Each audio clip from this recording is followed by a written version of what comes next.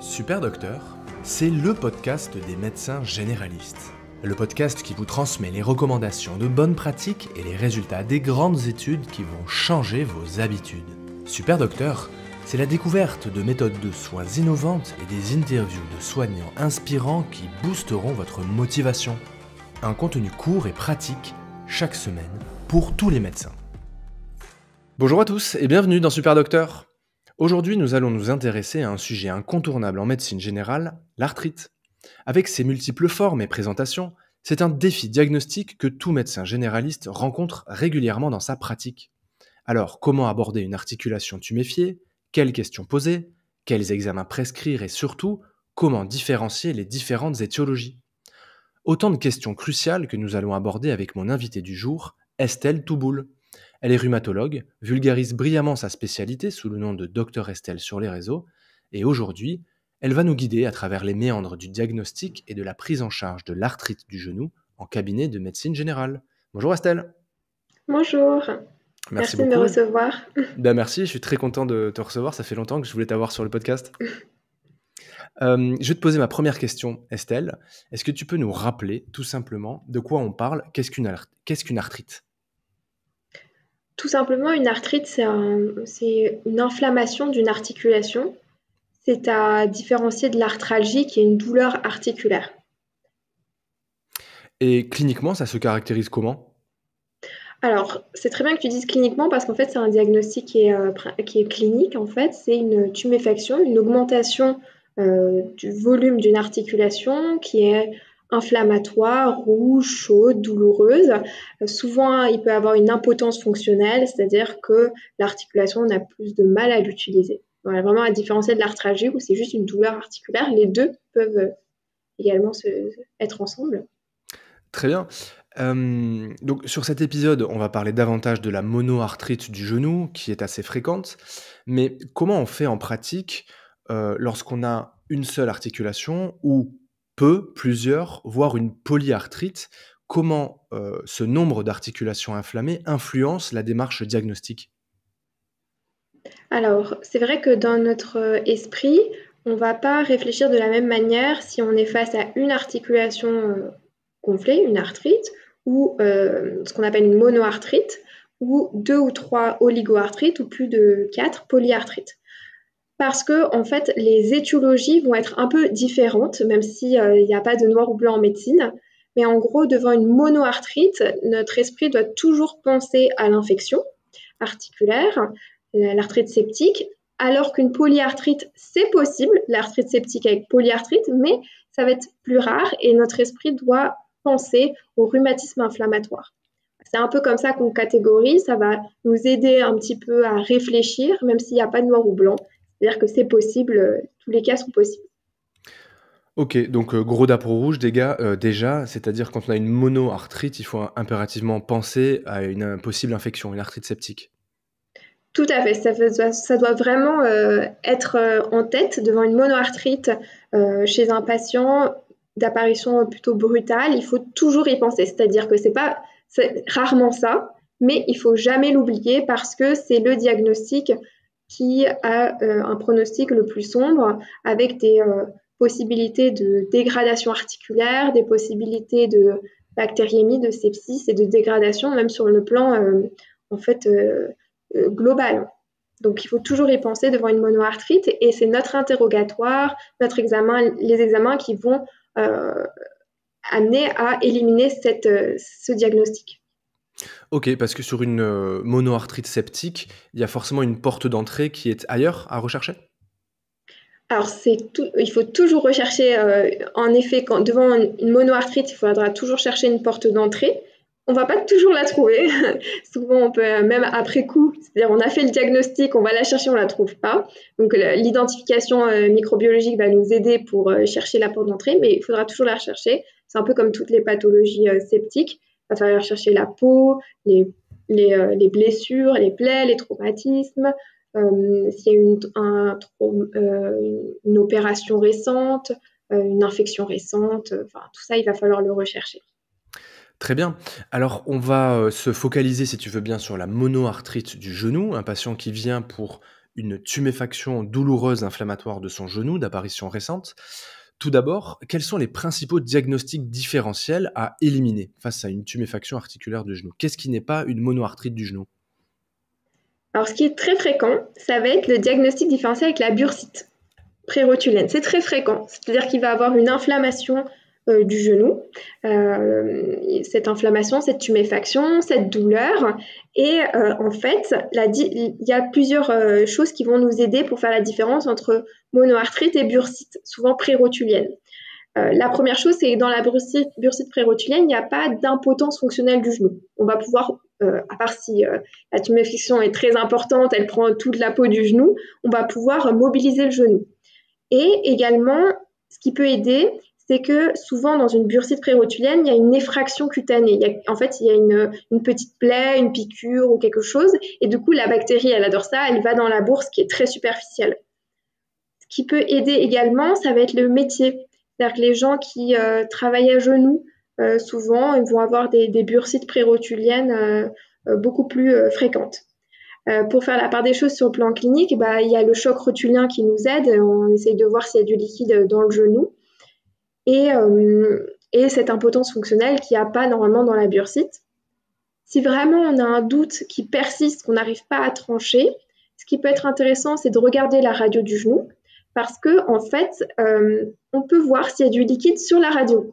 C'est-à-dire que sur la radio, on peut voir un petit épaississement au-dessus de la rotule et un peu de gris. Il faut un peu s'entraîner, mais on arrive à le voir. Et dans l'espace sous-quadricepital, dans le genou, il n'y aura pas ce gris qui signe en fait un épanchement. Donc, on peut s'entraîner à regarder les radios du genou pour voir les épanchements. Et en dernier, si vraiment on a un doute, on fait un coup d'échographie. Alors, tout le monde n'a pas d'échographe, mais c'est vraiment quelque chose de très facile à faire. C'est-à-dire que même si on débute, vraiment regarder s'il y a du liquide à l'échographie, c'est vraiment ce qu'il y a de plus simple. Je pense que tu peux en témoigner. Je confirme. Donc, c'est très simple. On pose la sonde d'échographie sur la rotule. Et s'il y a du liquide, ça va se voir, c'est anéchogène. Alors, souvent, c'est des poches, mais parfois, c'est un peu... parfois, c'est pas une belle poche. Parfois, c'est pas forcément collecté. Donc, ça, c'est très facile de regarder au-dessus de la rotule. Et on va regarder un petit peu dans le genou, en sous-quadricepital. Pareil, c'est très facile. S'il y a du liquide, il y a une bourse anéchogène... Enfin, pas une bourse. Un épanchement articulaire. Il y a un épanchement articulaire anéchogène et ça se voit très facilement. En 2 secondes, on peut faire la part des choses. Ok, donc principal diagnostic différentiel de la monoarthrite du genou, c'est l'épanchement bursal prépatellaire. Voilà, il y en a d'autres. Ça peut être par exemple les infections de la peau cutanées, la phlébite, même si ça va être plus dans le mollet. Voilà, c'est à peu près les principaux diagnostics différentiels. Après, les traumas, si vraiment... mais bon, l'interrogatoire et la clinique vont quand même bien orienter s'il y a un antécédent de trauma. Ok, donc on a notre patient qui arrive au cabinet avec sa monoarthrite qui est confirmée, il y a une impotence fonctionnelle, on est quasiment sûr qu'il n'y a pas de bursite. Qu'est-ce qu'on fait? Quelles questions on lui pose à l'interrogatoire et qu'est-ce qu'on recherche à l'examen physique pour orienter un petit peu notre diagnostic étiologique? Alors l'interrogatoire, ça va énormément aider. Franchement, ça va être très utile. Il va falloir demander déjà... Est-ce que c'est le premier épisode? Ça aide beaucoup. Depuis combien de temps ça dure? L'horaire des douleurs, inflammatoire mécanique, même si ça ne va pas trancher pour l'un pour l'autre, mais ça aide. Les antécédents. Est-ce qu'il y a des antécédents, par exemple, d'arthropathie microcristalline, de gouttes, de chondrocalcinose, des antécédents de rhumatisme inflammatoire? Donc là, ça va nous aider.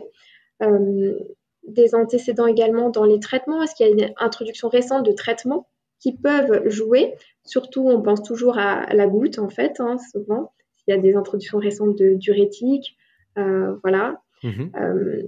Et en plus, parfois, c'est intéressant parce que parfois, dans les antécédents, dans les traitements, on voit qu'ils sont déjà sous allopurinol ou traitement et on se dit, en fait, vous avez de la goutte et le patient n'est pas forcément à oublier ou pas forcément au courant. Donc voilà, je pense que ça va être très intéressant de demander s'il y a d'autres symptômes associés à cette monoarthrite. Est-ce qu'il y a de la fièvre? Est-ce qu'il y a eu un traumatisme? Tout ça toujours dans l'idée de nous orienter sur le diagnostic. Est-ce qu'il y a eu des symptômes cutanés, pulmonaires, ORL, tout ça? Parce qu'il faudra toujours également penser à aux rhumatismes inflammatoires, aux maladies systémiques qui peuvent se présenter sous une monoarthrite, mais également d'autres symptômes extra-articulaires. Donc ça, il faudra y penser. Et rechercher une porte d'entrée infectieuse. Voilà, est-ce qu'il y a une plaie? Voilà. Ok, Chercher donc une adénopathie aussi, c'est très intéressant. L'adénopathie oriente vers une arthrite septique. et on la palpe où, l'adénopathie? Au niveau inguinal, D'accord. au niveau du côté. Et donc pour l'examen physique, on recherche une porte d'entrée, on recherche d'autres signes associés, c'est-à-dire qu'on fait un examen clinique physique général? Tout à fait. Il faut chercher Ok. également les tophus, par exemple. Ça peut orienter vers de la goutte. Donc, ils sont souvent au niveau des extrémités froides du corps, donc les oreilles. Il ne faut pas hésiter à regarder les oreilles, au niveau des coudes, au niveau du gros hallux. Alors, moi, je déshabille mes patients tout le temps. Ok. Donc, en sous-vêtements, je regarde toute la peau, voir s'il n'y a pas des choses qui orientent, parce que les maladies auto-immunes, le lupus, il y a des signes cliniques dermatologiques, ou par exemple un rhumatisme psoriasique, il va falloir rechercher ce psoriasis, qui peut être dans les plis, qui peut être caché dans le cuir chevelu. Donc on déshabille le patient, tant pis, même si ça fait, même si c'est de l'arthrose, si on pense que c'est de l'arthrose, on déshabille le patient, ça prend pas tant que ça et ça permet de déceler des choses. Très bien, super conseil. Donc même pour une monoarthrite du genou, les patients en sous-vêtements. Moi, je les déshabille tout le temps. Très bien, très bien, très bien. Faut penser à leur demander l'autorisation. Ah bah bien sûr. Du coup, on a fait notre interrogatoire, on a confirmé cliniquement notre diagnostic, on a fait l'examen physique. Quels examens complémentaires est-ce qu'on doit prescrire maintenant devant cette monoarthrite du genou? Alors, la base, ça va être l'imagerie, la radiographie. Parce qu'on aura souvent, on va pas se cacher, je dis on déshabille tout le monde, mais le diagnostic le plus fréquent, c'est la gonarthrose. Même si on peut avoir des surprises, même chez les personnes âgées, donc il ne faut pas hésiter à déshabiller les gens. Donc la radiographie va nous permettre de faire le diagnostic de, par exemple, gonarthrose, d'épanchement également intra-articulaire, de chercher également des signes en faveur d'une chondrocalcinose qui peuvent se voir à la radiographie, c'est très facile, des signes de goutte, des signes de destruction parfois articulaire. Voilà, c'est très important, surtout si on a en tête une monoarthrite septique, un cliché radiographique initial est très important, parce qu'on va permettre de suivre l'évolution aussi. S'il y a des destructions articulaires, ça nous permet de suivre l'évolution. Donc, le cliché radiographique en premier, et après, ça va être la ponction articulaire. On peut pas s'en passer. Voilà, on peut pas s'en passer. Vraiment, c'est hyper important. Et avant de venir à la ponction articulaire, est-ce qu'on doit prescrire une biologie? Alors là, on parle de la pratique. Il y aura souvent un bilan biologique. Moi, en tant que rhumatologue, forcément, je prescris un bilan biologique pour chercher déjà le syndrome inflammatoire, chercher l'acide urique, voir s'il est augmenté ou pas, même s'il peut ne pas être augmenté en cas de crise de goutte. Et on peut chercher des signes d'anémie inflammatoire pour les maladies auto-immunes, des choses comme ça. On peut chercher pas mal de choses. Pour un bilan de débrouillage, la NFS est très intéressante, la CRP, le ionogramme urinaire, chercher une insuffisance rénale pour la goutte par exemple. Et après, le bilan auto-immun, je ne sais pas s'il faut le prescrire à tout le monde. Je pense que ça a adapté à chaque situation, je pense. Ok, Je pense. donc indispensable la radio du genou face et profil, et puis selon l'orientation à laquelle on est, éventuellement un bilan biologique. Mais a priori, si on s'oriente sur une poussée de gonarthrose, c'est peut-être pas indispensable. Oui, c'est peut-être pas indispensable. Si c'est une poussée de gonarthrose typique sans aucun signe d'alerte à l'examen clinique. Après, c'est un peu difficile parce que si c'est la première fois, je pense que c'est intéressant parce que ça permet de poser les bases. Si c'est une 5e, 6e crise de gonarthrose, encore une fois, il faut quand même rester en alerte sur les signes qui peuvent penser à l'arthrite septique, mais bon, on peut un peu adapter notre pratique au cas par cas. Du coup, tu nous parlais de l'importance de la ponction articulaire devant une monoarthrite du genou. Est-ce que tu peux nous dire ce qu'on doit en attendre de cet examen? Oui, c'est très important parce que c'est un examen qui va nous permettre en fait d'avancer sur le diagnostic étiologique de plusieurs manières. Déjà par l'aspect macroscopique, c'est-à-dire qu'on va regarder si le liquide est plutôt visqueux, vraiment transparent, ça oriente plus vers du mécanique. S'il est un peu plus fluide, jaune citrin purulent, ça oriente vers de l'inflammatoire et ça va nous permettre de faire des analyses de donc des analyses sur ce liquide articulaire qui vont tout simplement répondre à la question d'où vient cette monoarthrite de genou. Donc ça nous permet de répondre à une question hyper importante. Si les leucocytes, donc le compte leucocytaire est inférieur à 2000, on rentre dans les catégories des pathologies mécaniques, donc avec la gonarthrose, les pathologies méniscales, pour en citer les plus fréquentes. Quand on est supérieur à 2000, là on rentre dans les pathologies inflammatoires. Pour nous aider pour la pathologie inflammatoire, le compte leucocytaire, bon, plus il est élevé, plus ça fait penser à quelque chose d'infectieux. Mais ce qui va nous aider beaucoup, ça va être l'analyse en fait bactériologique du liquide articulaire en fait, qui va nous permettre de voir s'il y a un germe dans le liquide articulaire, toujours en l'analysant, en réfléchissant s'il y a eu une décapitation par antibiotique avant. Ça, c'est important. Mmh. Et l'analyse également anatomopathologique des microcristaux va nous orienter également, si c'est plus en faveur d'une goutte ou d'une chondrocalcinose, par exemple. Sachant aussi qu'un liquide purulent, donc quand on tire et qu'on a un liquide purulent, c'est pas forcément septique, ça peut être aussi microcristallin. Donc c'est pas l'aspect purulent du liquide qui va nous orienter, parce que ça peut être dans les deux. Voilà. Mmh. Ouais, c'est les globules blancs. Oui, exactement. Donc du coup, 2 cas de figure, on fait notre ponction, on l'envoie au labo. Soit le liquide est mécanique, dans ce cas-là, on s'oriente Mm. plutôt vers des pathologies arthrosiques, des pathologies Mm. méniscales, par exemple. Soit le liquide est inflammatoire, avec un nombre élevé de globules blancs. Et dans ce cas-là, il faut penser à 3 types d'étiologies. La première, une pathologie infectieuse, à la recherche d'une bactérie. La deuxième, une pathologie microcristalline, à la recherche d'une chondrocalcinose ou d'une goutte, par exemple. Et la troisième, le grand paquet des rhumatismes inflammatoires. Tout à fait. Donc c'est pour ça que la ponction articulaire, elle est essentielle à faire parce qu'elle nous aide énormément et elle évite qu'on passe à côté de pathologies inflammatoires, septiques, microcristallines qui nécessitent des traitements et une prise en charge adaptée et qu'on ne dise pas que ça soit juste une gonarthrose. C'est bien sûr le plus fréquent, c'est la gonarthrose, mais c'est dommage de passer à côté de ces diagnostics qui sont importants. Très bien. Du coup, est-ce qu'un médecin généraliste peut ou doit faire cette ponction au cabinet? Alors, pour la question du pouvoir, je ne sais pas. Je pense que tout le monde peut apprendre. Moi, de ce que je me souviens, pendant mon internat, on apprenait beaucoup aux externes et aux internes, même d'autres spécialités, à faire la ponction articulaire de genou. C'est un geste qui n'est pas très compliqué à faire, vraiment en deux, trois pratiques, je pense que c'est suffisant pour apprendre. Il n'y a pas besoin forcément de repérage échographique. C'est vraiment un geste qui se fait sous repérage anatomique. Et ça demande très peu de matériel au final, des compresses stériles, quelque chose pour désinfecter. Alors maintenant, on fait la chlorhexidine alcoolique. Et voilà, un pot pour mettre les résultats, une aiguille IM souvent. Et donc, on peut très, très facilement faire ces ponctions articulaires. Donc, je pense que c'est très intéressant à faire parce qu'on a très rapidement une orientation étiologique. Et si, justement, par exemple, c'est une arthrite septique, on peut vite orienter le patient vers une prise en charge précoce. Et même si c'est un rhumatisme inflammatoire, sachant que ces deux diagnostics c'est vraiment des urgences diagnostiques, en fait. Tout à fait. Oui, oui, et puis c'est vraiment très facile de ponctionner un genou. J'ai fait un épisode là-dessus d'ailleurs. Il y a plein de ressources sur internet qui sont très fiables. Et je crois que c'est important, effectivement. Donc du coup, on récupère notre liquide articulaire, on le met dans un pot.